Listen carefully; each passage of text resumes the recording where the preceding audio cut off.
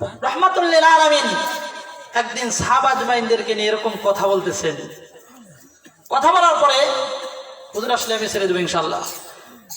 কথা বলতেছেন, আল্লাহ রাসূল যখন কথা বলেন তখন বলতেছেন, এ সাহাবীরা, এমন একটা হাদিস কি তোমাদেরকে শোনাবো না, যেই হাদিসটা জিবরাইল আমিন এসে আমাকে বলে গেছেন। দুররাতুন নাসিহা নামক কিতাবে আমি পড়ছি যে যেই হাদিসটা জিবরাইল নগদে তিনি স্বয়ং আমাকে বলছেন। সাহাবাগণ বললেন, ইয়া রাসূলুল্লাহ, তাহলে আপনি বলুন কোন হাদিসটা বলছে, আমাদেরকে শোনান। আল্লাহর রাসূল সরকারে দো আলম নবী রাহমাতাল লিল আলামিন পয়গম্বর ডেকে ডেকে বলেন, ও সাহাবীরা শোনো, মনোযোগ দিয়ে শোনো। জিবরাইল আমিন একদিন আসলেন আমার কাছে, এসে বলতেছেন, ও পয়গম্বর, আপনার আগে পুরনো জামানায় একজন পয়গম্বর পাঠাইছিলেন আল্লাহ রাব্বুল আলামিন, যার নাম কুরআনুল কারীমে খুললেই পাওয়া যায়, যার নাম ছিল সুলাইমান পয়গম্বর। ওগো আল্লাহর রাসূল,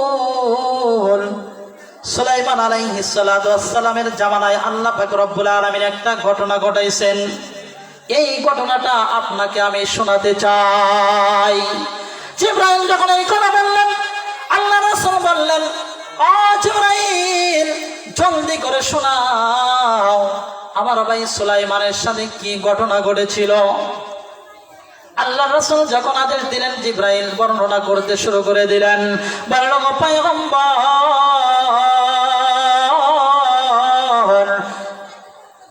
পয়গম্বর সুলাইমান একদিন নদীর কিনারায় যাইয়া 2 রাকাত নামাজ আদায় করলেন।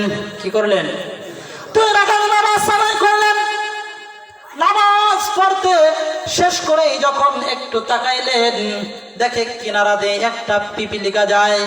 একটা পিপিলিকা বড় একটা সবুজ ঘাস, যেই ঘাসটা পিপিলিকা খায়, পোকামাকড়ে খায়, কিন্তু এই পিপিলিকা না খাইয়া এবার কি করতেছেন, নদীর কিনারার ভিতরে দৌড়াইতেছেন। এক পর্যায়ে পয়গম্বর সুলাইমান ভাবতেছেন, কিরে, পিপিলিকার স্বভাব হলো তার গর্তের ভিতরে ঢোকা, কিন্তু গর্ত ছেড়ে এ কেন অন্যদিকে চলে যায়।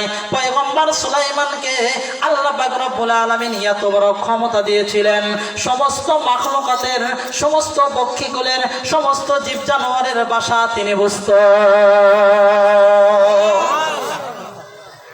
আল্লাহ পাক রব্বুল আলামিনের পয়গম্বর, যার নাম সুলাইমান, সুলাইমান পয়গম্বরের অন্তরের ভিতরে একটা প্রশ্ন জাগলো, কিরে, পিঁপড়ার স্বভাব তো খাওয়া, কিন্তু না খেয়ে গাথায় গর্তের ভিতরে না ঢুকে এই পিপিলিকা কেন নদীর কিনারায় যায়? পয়গম্বর সুলাইমান পিপিলিকার পিছু নিলেন। পিপিলিকা যখন নদীর কিনারায় গেলেন, যাওয়ার পরে দেখে একটু কেমন যেন আওয়াজ দিল।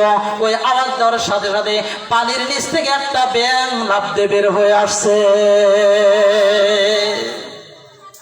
পয়গম্বর সুলাইমান তাকিয়ে আছেন, দেখতেছেন ঘটনা।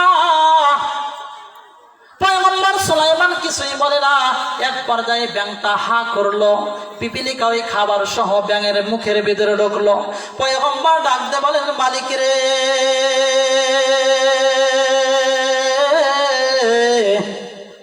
দুনিয়াতে খাবারের অভাব নাই, তুমি বুঝি এই ব্যাঙটার খাবার পিপিলিকা বানাইলা?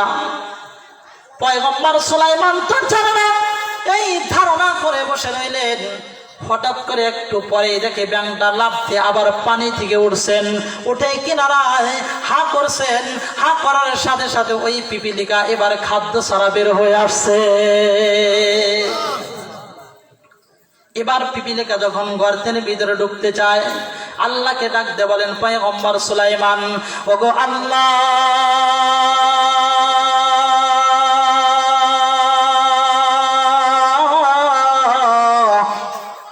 আল্লাহকে ডাক দিলে ভালো লাগে কিনা?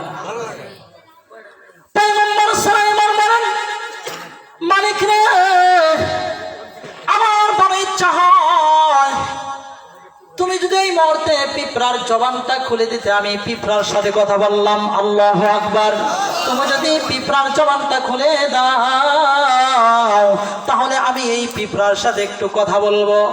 আল্লাহ পাক রব্বুল আলামিন বলেন, ও পয়গম্বর সুলাইমান, পবিত্র জবানে তুমি দোয়া করছো, যাও তোমার মনের আকাঙ্ক্ষা পিঁপড়ার সাথে কথা বলবা, আমি পিঁপড়াকে জবান দিয়ে দিলাম।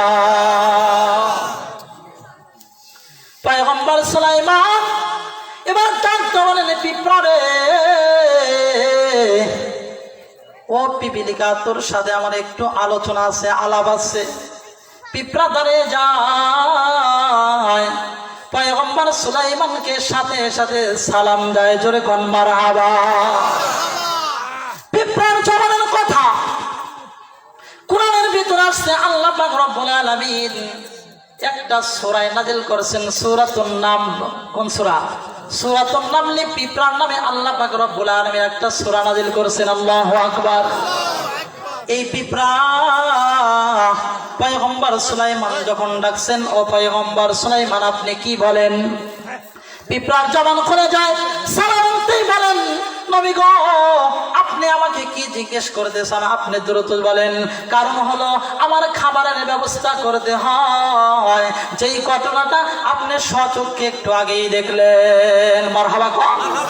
আল্লাহর পয়গম্বরকে পিঁপড়া শোনায়, বলেন, ও পয়গম্বর সুলাইমান,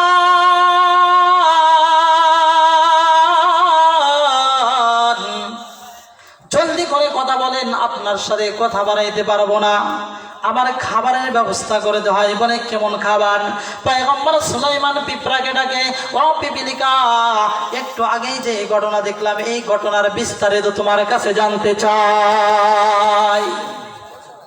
পিপিলিকা বলেন, ও পয়গম্বর, আপনি যে দেখলেন আমি যখন একটা ঘাস, যেই ঘাসটা পিঁপড়ায় খায়, অন্য পোকামাকড়ে খায়, আমি না খাইয়া গর্তের ভিতরে না ঢুকে আমি যখন নদীর কিনারায় গেলাম, আপনি ভাবছিলেন আমাকে যে ব্যাঙে খেয়ে ফেললো, আপনি ভাবছিলেন ব্যাঙে আমাকে খেয়ে ফেলছে না।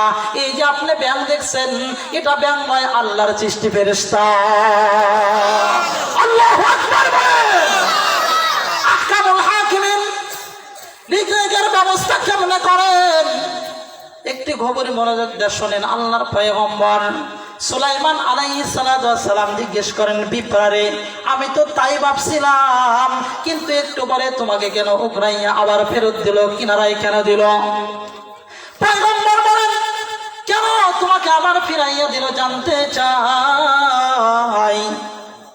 পয়গম্বর সুলাইমানের প্রশ্নের জবাবে, পয়গম্বর সুলাইমানের প্রশ্নের জবাবে ওই পিপিলিকা বলতেছেন, ও আল্লাহর পয়গম্বর, আমি যেই খাবারটা না খাইয়া পানির নিচে ব্যাঙের মাধ্যমে ডুব দিলাম, আল্লাহ পাক রব্বুল আলামিন কোটি কোটি হাত নিচে পাথরের ভিতরে আল্লাহ তাআলা কিছু পোকামাকড় বানাইছেন, যেই পোকামাকড় গুলো নড়তেও পারে না, চড়তেও পারে না, তোড়াইতেও পারে না। আল্লাহ পাক রব্বুল আলামিন হাত দেয় নাই, পা দেয় না, চক্ষু দেয় নাই। এই সমস্ত পোকামাকড়ের খাবারের ব্যবস্থা, এই দায়িত্বটা আল্লাহ পাক রব্বুল আলামিন আমাকে দিয়েছে। আল্লাহ তাআলা রিজিক কিভাবে দেন? রিজিকের মালিক কে? আল্লাহ। সকলেই বলেন আল্লাহ। আল্লাহ তাআলা যদি রিজিকের মালিক হয়, তো আমাদের কোনো টেনশন আছে বলেন? না। দুনিয়াতে মানুষ, আজকে আমরা যেই অবস্থায় আছি, এই অবস্থাতে তো আমরা রিজিক যে আল্লাহ দেয়, আল্লাহ রহমান দেখি নাকি বলেন? আমরা তো ইবাদত করি না। আজকে যুবকেরা বিশেষ করে বর্তমান জমানায় এরা নামাজ পূজা ছেড়ে ফেসবুক চালান নিয়ে ব্যস্ত। কথা বলেন? কেউ আছে পাবজি গেম খেলায় ব্যস্ত, কেউ আছে মেসেঞ্জার চালানে ব্যস্ত, কেউ আছে ইমো চালানে ব্যস্ত। এই যে আমরা যুবক